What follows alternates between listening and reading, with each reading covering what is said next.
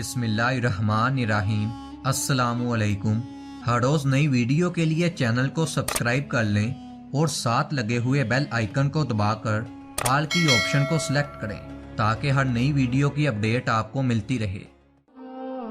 ام المومنین حضرت عائشہ رضی اللہ تعالی عنہا سے مروی ہے، آپ رضی اللہ تعالی عنہا فرماتی ہیں، ایک دن جبرائیل علیہ السلام حضور نبی کریم صلی اللہ علیہ وآلہ وسلم کے پاس تشریف لائے اور پھر اس وقت حضرت سیدنا امام حسین بھی آ گئے۔ جبرائیل علیہ السلام نے پوچھا، یا رسول اللہ صلی اللہ علیہ وآلہ وسلم یہ کون ہے؟ آپ صلی اللہ علیہ وآلہ وسلم نے فرمایا، یہ میرا فرزند ہے، اور یہ فرما کر آپ صلی اللہ علیہ وآلہ وسلم نے حضرت سیدنا امام حسین رضی اللہ تعالی عنہ کو گود میں بٹھا لیا۔ جبرائیل علیہ السلام نے عرض کیا، انہیں بہت جلد شہید کیا جائے گا۔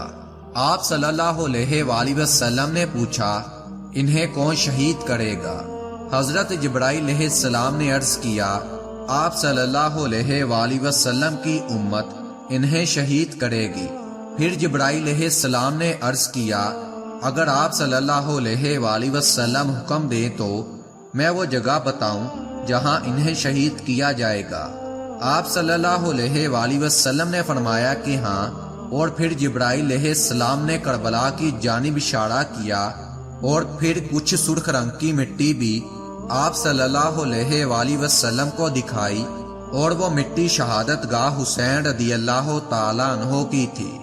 ایک صحابی فرماتے ہیں کہ ایک مرتبہ ہم لوگ حضرت علی رضی اللہ تعالی عنہ کے ہمراہ سفر کر رہے تھے کہ ہمارا گزر اس جگہ سے ہوا جہاں آج حضرت سیدنا امام حسین رضی اللہ تعالی عنہ کی قبر مبارک ہے۔